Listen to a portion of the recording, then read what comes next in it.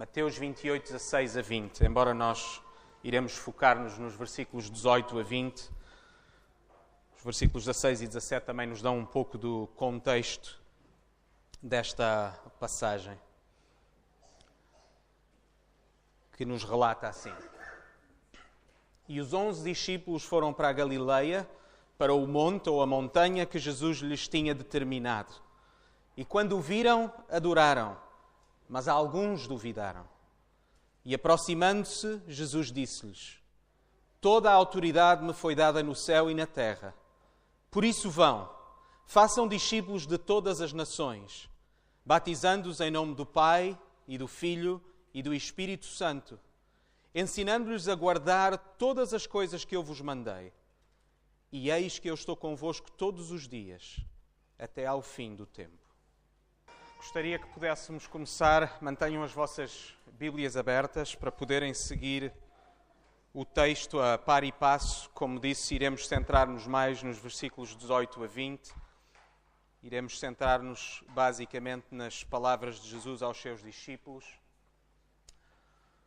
Eu parto deste princípio que estas palavras, para a maioria de nós, para a maioria dos que estão presentes aqui, não são uma novidade.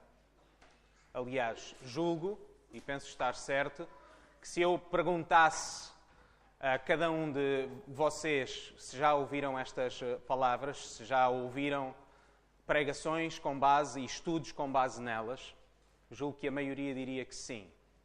Se eu vos perguntasse como é que vocês eventualmente se dirigiriam ou falariam sobre estas palavras que Jesus disse aos seus discípulos, a maioria seria capaz de dizer: claro que já as ouvi, são aquilo que nós costumamos chamar da grande comissão. A pergunta que eu tenho hoje é esta, e gostaria que pudéssemos pensar nela, embora eu não irei mencionar mais, mas estará sempre presente à medida que vamos falando sobre este texto.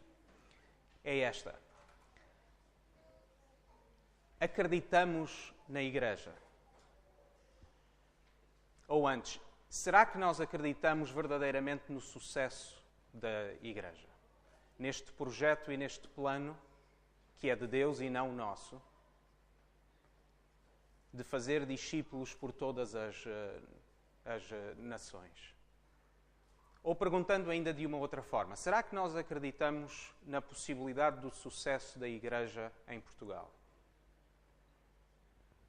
E ao respondermos esta pergunta, façamo-la ao mesmo tempo respondendo à pergunta: porquê? Será que devemos acreditar na Igreja hoje? Porquê? Julgo que este texto nos ajuda a compreender isto. As últimas palavras que, segundo Mateus, são as últimas palavras que Jesus disse aos 11.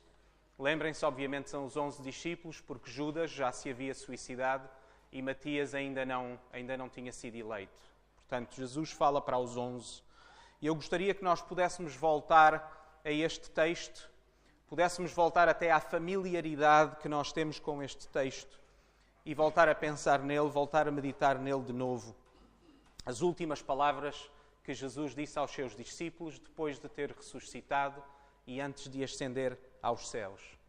Que pudéssemos pensar na comissão que Deus deu à Igreja, mas que a pudéssemos pensar da forma como Jesus a coloca e não, por vezes, na maneira como já nos habituámos a pensar nela. E eu penso neste contexto, que é num contexto em que é difícil acreditar na Igreja, em particular na Igreja em Portugal. Eu julgo que esta passagem nos ajuda a acreditar no sucesso da Igreja, mas pelas razões certas. E por isso eu desejo que nós possamos compreender. E foi por isso que lemos até 2 versículos anteriores, porque nos dão um pouco deste contexto. Que é de entendermos que as palavras e a comissão que Jesus dá à Igreja só pode ser entendida dentro do seu contexto correto. Em primeiro lugar, porque estamos a ler uma passagem no capítulo 28 de Mateus. E embora o original não tivesse capítulos, não tivesse versículos, o facto é que estamos a ler um texto que está no final de um texto maior. E se não entendermos o contexto maior, não vamos conseguir entender o seu significado. Em segundo lugar, que as palavras de Jesus e a comissão que Jesus dá não se limitam a um mandamento. E se nós não entendermos isto, nós vamos entender mal o propósito de Jesus e das suas palavras naquele momento. E por isso eu quero convidar-vos a pensarmos em 4 coisas. E o primeiro ponto será, posso já garantir-vos, o maior. Portanto, não se assustem quando eu disser que vamos passar para o segundo ponto, porque eu não irei demorar muito depois disso, mas ficarei mais no primeiro ponto por me parecer ser essencial para aquilo que Jesus diz. Mas vamos pensar em 4 coisas. A primeira, o fundamento. A segunda, a comissão propriamente dita. A terceira, a promessa. E em quarto, o propósito, ou o propósito final. Vamos ao ponto número 1, o fundamento. Vejam o versículo 18. O que é que Jesus diz? Como é que Jesus começa a falar aos seus discípulos? Toda a autoridade me foi dada no céu e na terra. E agora notem, em algumas traduções é a primeira palavra, noutras é a segunda palavra. Mas que palavra está no início do versículo 19? A palavra, penso eu que numa tradução ou noutra diz portanto. O que é que portanto significa? Antes de Jesus dar uma comissão à igreja, afirma alguma coisa e antes de dar essa comissão diz portanto. O que é que portanto significa? Na realidade o que Jesus estava a dizer era basicamente isto. Com base no que eu acabei de dizer, vão e façam discípulos.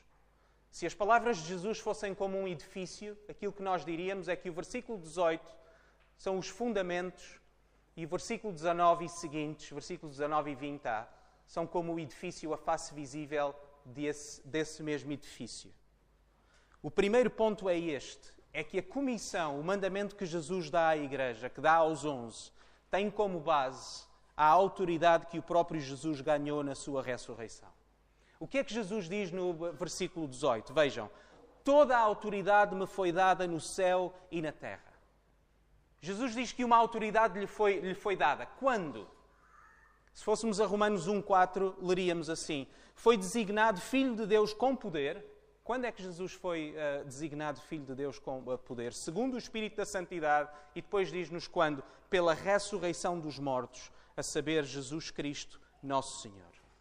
Basicamente, o que Paulo diz aqui é que o resultado do ministério terreno de Jesus, em particular a sua morte e a sua ressurreição, foi de que Jesus ganhou a autoridade sobre todas as coisas. E por isso eu gostava que nós pensássemos que a ascensão de Jesus aos céus é como a cerimónia da coroação do Rei Jesus. De quando Jesus fala aos seus discípulos, ele está a falar do alto do seu reinado. Do facto de que depois de ter terminado a sua missão terrena, ele fala como alguém que ganhou autoridade sobre todas as coisas. E é com base nessa autoridade que ele envia a igreja. Sabem que o reconhecimento do Rei Jesus é o tema central em Mateus. Se os irmãos tivessem que responder a esta pergunta, porquê é que Mateus escreveu este livro? Porquê é que Mateus relatou a vida de Jesus em particular o seu ministério junto com os seus discípulos e junto do povo? Mateus escreve este livro para convencer ou lembrar os seus leitores que Jesus é o Messias prometido pelos profetas. Sabem, nós não precisamos de ser leitores atentos do texto bíblico para abrirmos Mateus e percebermos logo, em especial nos primeiros 2 capítulos, o que é que Mateus está sempre a fazer. Para que se cumprisse a Escritura que diz, para que se cumprisse o que os profetas disseram, vez após vez. O que é que Mateus está a querer dizer? Mateus está a tentar convencê-los ou a tentar lembrá-los que Jesus é o Messias que Deus tinha prometido. Que tudo aquilo que os profetas disseram acerca daquele Messias foi cumprido através deste homem Jesus. E por isso o versículo 18 apresenta-nos o Rei Jesus perante os discípulos. Jesus está a dizer, eu sou o Rei. Eu vou ascender aos céus como Rei, como aquele que tem autoridade sobre todas as coisas. Mas ao mesmo tempo, notem isto, ao mesmo tempo, aquilo que Mateus faz enquanto relata o texto é que nos apresenta um contraste e uma tensão ainda presente hoje entre a realidade, e qual é a realidade? É que Jesus é Rei, mas o contraste entre a realidade e aquilo que as pessoas pensam e como é que as pessoas reagem a essa mesma realidade, e em particular, neste caso, os discípulos. E esta tensão no texto é extremamente importante para nós entendermos o que é que Jesus está a querer dizer aos seus discípulos e qual o propósito das palavras de Jesus. Porque nós, obviamente, lemos o texto bíblico e a maioria de nós, eu pressuponho, somos crentes, acreditamos no que estamos a ler, mas olhamos para trás, olhamos para o passado. Mas enquanto lemos este relato, temos de ter a capacidade de olhar para trás e de procurarmos entender o que se estava a passar naquele mesmo momento. Porque para nós a ressurreição é algo garantido, celebramos-la todos os domingos enquanto igreja, chamamos o domingo o dia do Senhor exatamente porque foi o dia em que Jesus ressuscitou. Mas lembrem-se que para os discípulos essas coisas não eram garantidas. Os discípulos não estavam a entender completamente o que estava a acontecer. Para os discípulos ainda era como um puzzle em que eles estavam a tentar colocar as peças no lugar certo, a tentar fazer com que a realidade que estava à frente deles fizesse sentido, porque não estava a fazer sentido. E é nesse contexto que Jesus diz estas palavras. Vejam o versículo 17 que nos mostra este contexto. E quando o viram, portanto, Jesus disse-lhes, vão para esta montanha, vão para este monte, e os discípulos vão, e diz o versículo 17, e quando o viram, adoraram, mas alguns duvidaram. Vêm, perante o que eles veem, perante a realidade, nós temos o quê? Temos ao mesmo tempo adoração e dúvida. Na primeira Páscoa, a adoração existiu no contexto da dúvida. E se os irmãos têm alguma dúvida, vão ler Lucas capítulo 24, a história dos discípulos a caminho de Emaús, e vejam o contraste de emoções e de afetos que é ali apresentado em tão poucos versículos. Porquê? Porque os discípulos não estão no tempo em que nós estamos. Os discípulos, nesta altura, estão a tentar fazer sentido de alguma coisa que nas suas mentes não faz sentido.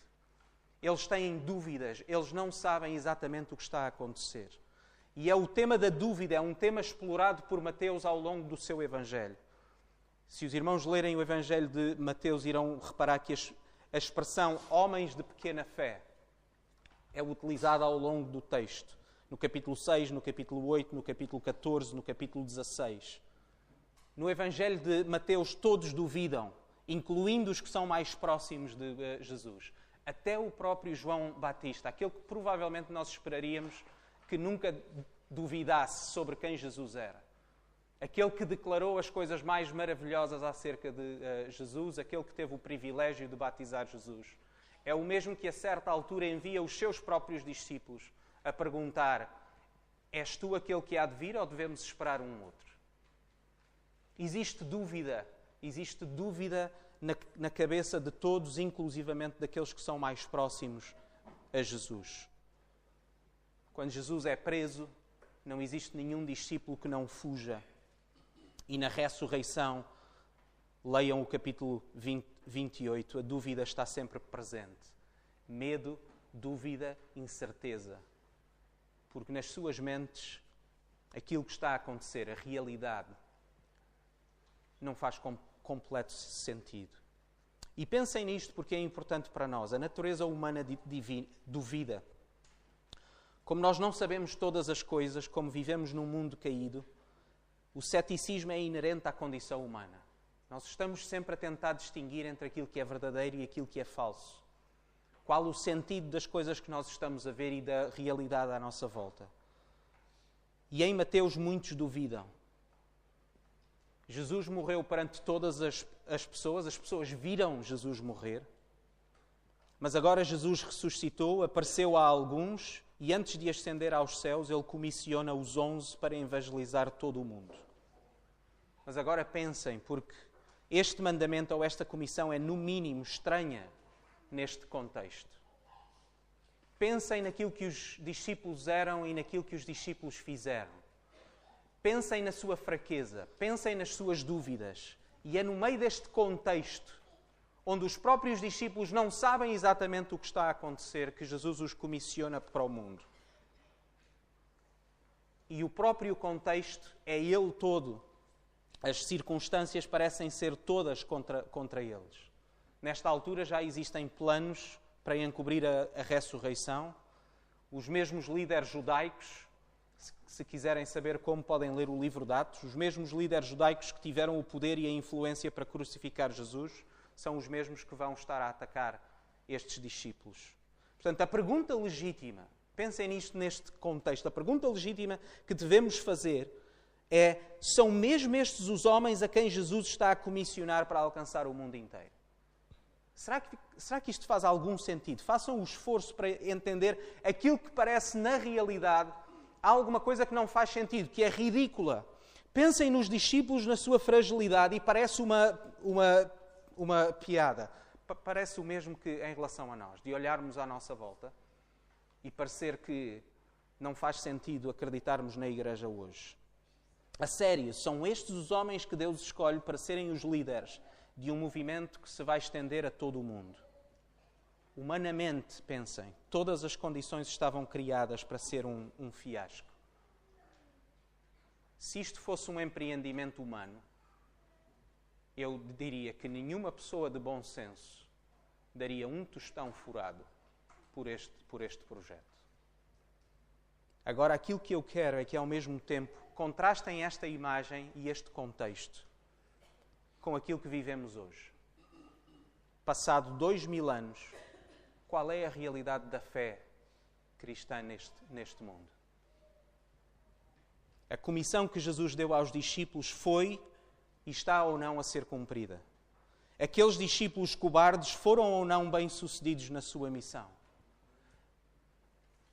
As circunstâncias foram de alguma maneira um impedimento a que eles não cumprissem a sua missão? Estranhamente e contrariamente a todas as previsões humanas, o facto inegável é que hoje o nome de Jesus está a ser anunciado a todas as nações.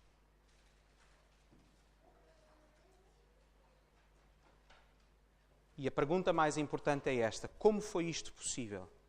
Como foi possível que, contra todas as circunstâncias, contra todas as previsões, contra tudo o que fazia sentido, o filho de um carpinteiro de Nazaré, crucificado perante todo o povo, seja hoje adorado em todo o mundo? Nós podemos dar todas as explicações circunstanciais que nos vierem à mente. Os historiadores podem dar todas as explicações possíveis e de circunstância. Mas a razão pelo facto de que Jesus é hoje adorado em todo o mundo é só esta. É o versículo 18. E o versículo 18 diz-nos: toda a autoridade me foi dada no céu e na terra. Os discípulos cumpriram a comissão dada por Jesus em plena consciência de que não era pela sua habilidade que o Evangelho iria dar fruto e se iria estender a todo o mundo. Foi isto que, por exemplo, Paulo disse aos Coríntios: a minha palavra e a minha pregação não consistiram em palavras persuasivas de sabedoria humana, mas em demonstração do Espírito e de poder. Para quê ou porquê? Para que a vossa fé não se apoiasse em sabedoria dos homens, mas no poder de Deus. E tal como os discípulos, eu diria que nós precisamos de ouvir as palavras de Jesus como um encorajamento e como um conforto. Porque na nossa fraqueza, olhem à vossa volta, pensem em vocês próprios. Pensem nesta missão e nesta comissão de serem testemunhas nesta cidade e neste país. Num país que parece que já rejeitou a fé. Parece que não quer saber da fé. E agora pensem na vossa fraqueza individual e na nossa fraqueza enquanto igreja. E se pensarmos nisso, o nosso espalhanço é inevitável. Nós acreditamos na igreja, ou devemos acreditar na igreja, não por causa dos seus membros, mas por causa do seu fundamento. Ou, utilizando um termo mais bíblico, por causa da sua cabeça, que é Jesus. A igreja existe e cresce não pela habilidade de quem lhe pertence, mas pela autoridade daquele a quem a igreja pertence. Por isso é que Jesus estava a comissionar os seus discípulos. Jesus não estava a enviar os seus discípulos porque acreditava neles. Jesus estava a enviar os seus discípulos porque sabia que era a sua autoridade a trabalhar na vida deles, que iria cumprir aquela missão. E esta não é uma desculpa, até porque a evidência do texto bíblico nos nega isto mesmo. Isto não é uma desculpa para a preguiça ou para a inatividade, antes pelo contrário, é a nossa grande motivação. Eu diria até que uma das grandes razões pelas quais nós não agimos mais é porque nós não acreditamos que é mesmo possível. Porque olhamos para nós e vemos a nossa fragilidade e dizemos, para quê? É completamente inútil. E por isso, antes destas palavras serem um mandamento, antes da comissão dada aos discípulos, elas são palavras de conforto e de encorajamento. Jesus estava em primeiro lugar, antes de qualquer outra coisa, a confortar e encorajar os seus discípulos, porque ele queria que os seus discípulos confiassem nele e na autoridade que ele tinha. Toda a autoridade me foi dada no céu e na terra.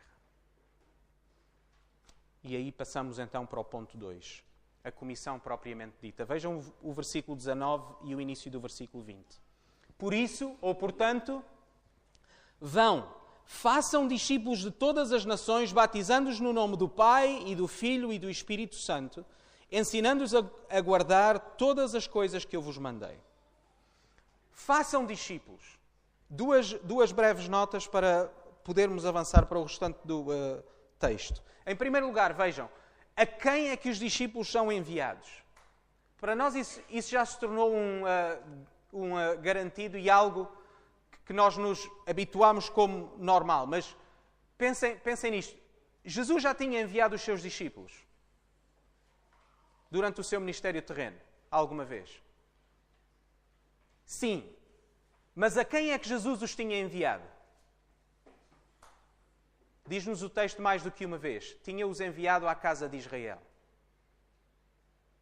Existe uma clara mudança aqui. Jesus envia-os a todas as nações. Mas agora notem, a todas as nações. A não ser que esteja alguém aqui que seja descendente de um israelita. Sabem a quem é que Jesus se está a referir aqui? Está-se a referir a mim e a ti. Significa que nos últimos 2000 anos, cristãos foram enviados a todas as partes da terra a falar deste Jesus, para que nós hoje possamos o estar a ouvir e possamos a estar a adorá-lo. E portanto, esta verdade deve ser motivo de agradecimento e motivação para nós também continuarmos a tarefa que Jesus nos deu. Porque a razão pela qual nós estamos hoje aqui reunidos foi porque essa tarefa foi cumprida até hoje. E a segunda nota é esta, é que a evangelização no dicionário de Jesus e neste contexto tem um significado mais abrangente do que normalmente nós lhe atribuímos. Normalmente, quando alguém fala sobre a grande comissão, pensa em alcançar aqueles que ainda não são crentes. No entanto, a missão que Jesus dá é muito mais abrangente que essa. Vejam o versículo 19 e vejam o versículo 20. Por um lado, versículo 19, os discípulos tinham a tarefa de anunciar o nome de Jesus àqueles que não o conheciam ainda. E por isso Jesus dá a imagem. Qual é a imagem que Jesus dá? Qual é o sinal que Jesus dá? É o sinal da união do crente com o próprio Jesus. É o sinal da inclusão na comunidade da aliança. É o batismo. Batizando-os em nome do Pai e do Filho e do Espírito Santo. É a inclusão. É trazer pessoas que estão excluídas da fé, que não conhecem Jesus e que possam conhecê-lo. Mas, por outro lado, não termina aí. Vejam o versículo 20, o início do versículo 20. A missão da Igreja não se extingue na conversão inicial, mas numa conversão contínua. A missão da Igreja é de que estes discípulos, e discípulos, lembrem-se que de uma forma literal significa alunos, que estes alunos façam alunos, que eles possam aprender, que eles possam se tornar mais maduros, cada vez mais parecidos com o seu Mestre Jesus. E por isso, a tarefa da Igreja é esta, ensinando-os a guardar ou a cumprir ou a obedecer todas as coisas que eu vos mandei. E esta é a missão dos vossos pastores. Os vossos pastores procuram ser cada vez mais parecidos com Jesus e procuram ensinar-vos a ser cada vez mais parecidos com Jesus. Número 3, a promessa. Vejam a segunda parte do versículo 20.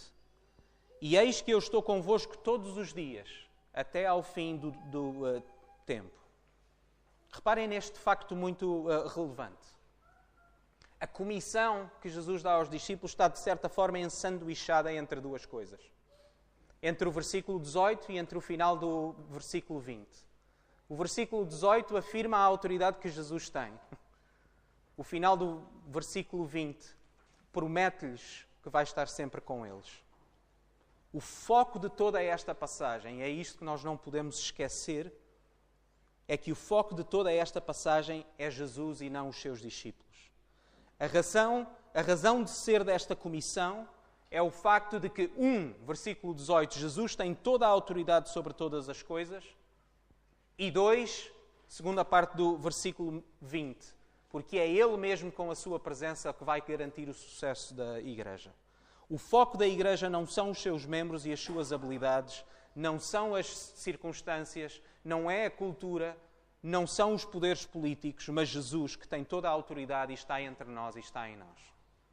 E por isso é importante realçar que o Evangelho segundo Mateus não termina com uma ordem, termina com uma promessa. Percebem a diferença entre uma coisa e outra?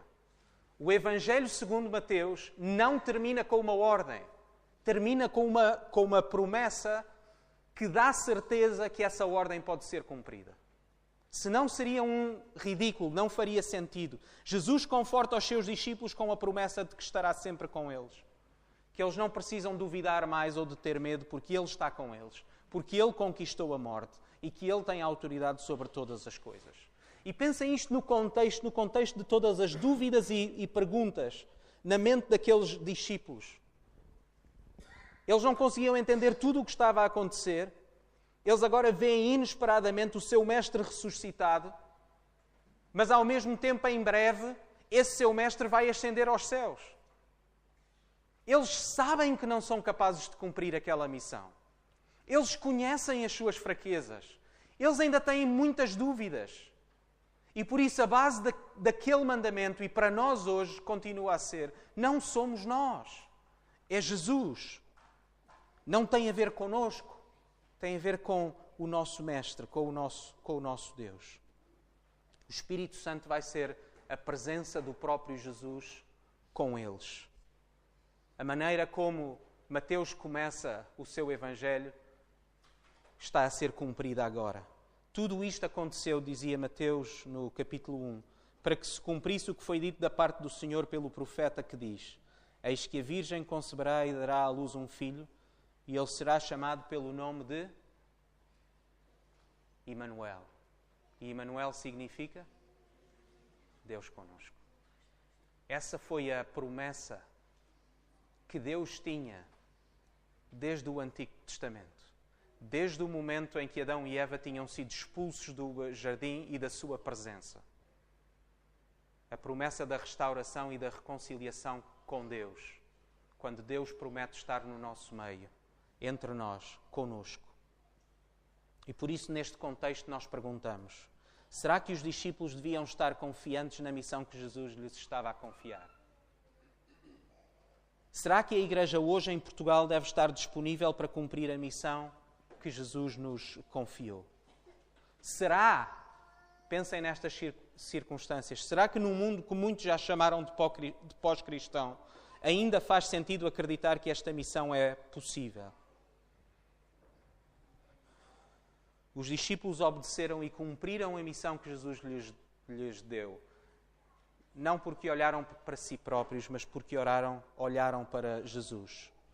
E num país, deixem-me dizer, porque esta é uma tensão que eu próprio sinto ainda hoje, num país em que já nos habituámos a aceitar que nós somos poucos e que podemos fazer pouco, e que muitas vezes a Igreja em Portugal faz pouco mais do que procurar sobreviver.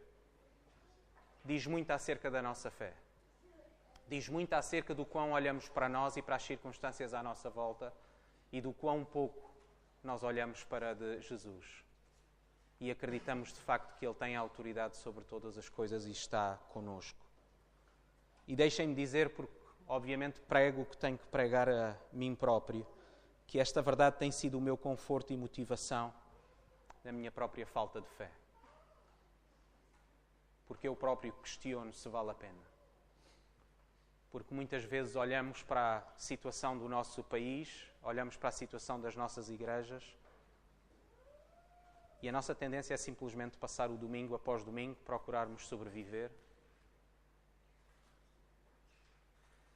e acharmos que esta missão não pode ser cumprida no aqui e agora.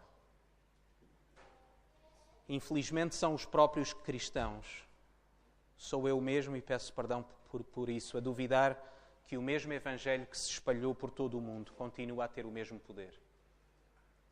Porque são as boas novas sobre o nosso Senhor Jesus, não é acerca de nós, é acerca dele.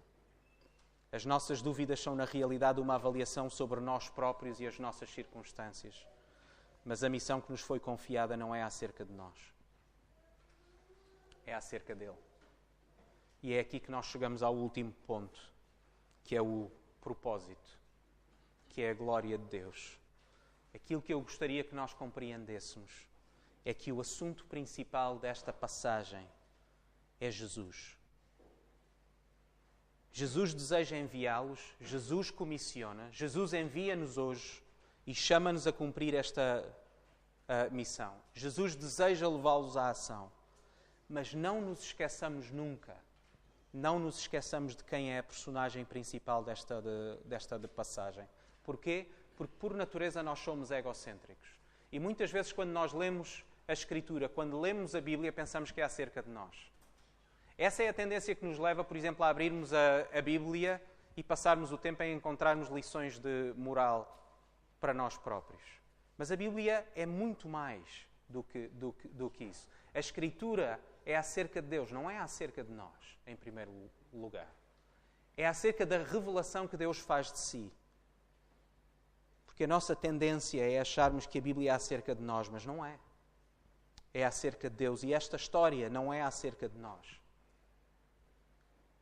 Talvez a maneira como nos relacionamos com este texto e a maneira como falamos sobre ele, chamando-lhe de grande comissão, talvez seja também um reflexo deste nosso problema. Porque achamos que tem a ver que este texto é acerca da Igreja, mas não é. Este texto é acerca de Jesus. Vejam que os discípulos neste episódio são claramente atores secundários. Jesus é o ator principal. Esta história é acerca dele. O próprio enredo, leiam o texto, o próprio enredo é claro. Os discípulos não abrem a sua boca, as únicas palavras são as palavras que Jesus diz. Os discípulos vão para a montanha que Jesus lhes disse para eles irem. Eles apresentam-se perante Jesus e mesmo no meio da dúvida eles adoram Jesus. Jesus é quem toma a iniciativa e fala. Portanto, esta passagem é acerca de quem? Esta passagem é acerca de Jesus, não é acerca dos discípulos, não é acerca de nós. Esta passagem é acima de qualquer outra coisa.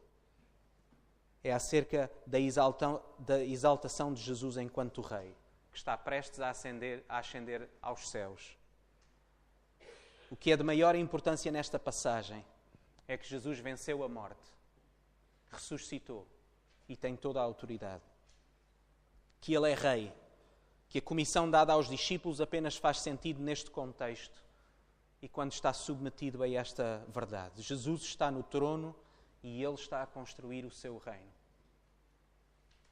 E isso é claro, porque aquilo que nós não acreditaríamos que seria possível está a ser cumprido. Porque o Evangelho está, de facto, a ser pregado a todas as nações. Lembrem-se, vão, por exemplo, ao Evangelho de Lucas e depois no início de Atos. Lembrem-se de que Jesus apareceu aos discípulos durante 40 dias. E diz-nos o quê? Que Jesus ensinou-lhes. Ensinou-lhes sobre quê? Sobre o reino, do qual Ele é o Rei. Porque era o que eles precisavam de saber. O Evangelho segundo Mateus começa com o anúncio do nascimento de Jesus. Aquele que é filho de Abraão, filho de David, o Messias prometido. E o Evangelho termina com Jesus a ser adorado e a ascender aos céus.